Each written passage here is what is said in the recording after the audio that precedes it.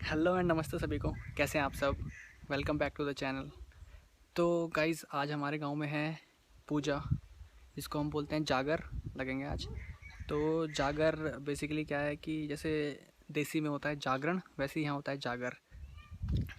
तो गाइज़, जागर के बारे में मैंने एक्सप्लेन किया है वीडियो के एंड में, तो जिसको जिसको सुनना होगा, जिसको इंटरेस्ट है वो देख लेना जाके, और नहीं तो स्टार्टिंग में डालूँगा तो तुम बोर होके निकल लोगे इसलिए मैंने वो एंड में बताया, तो देखना होगा तो देख लेना।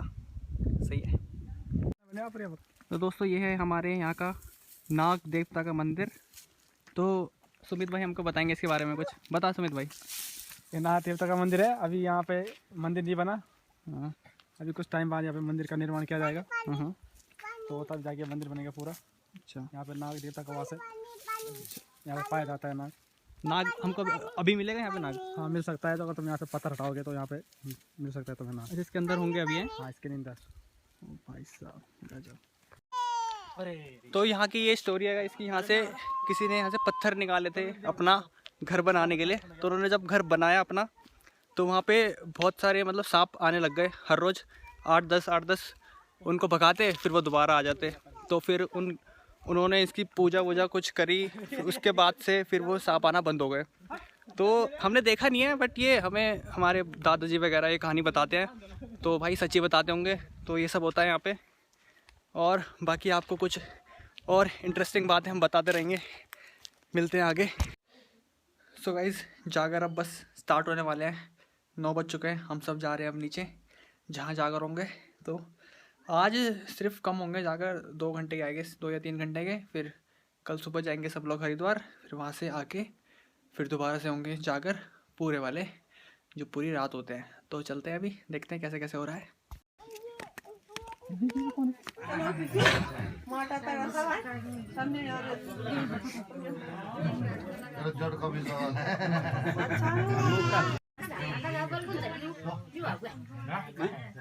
अमित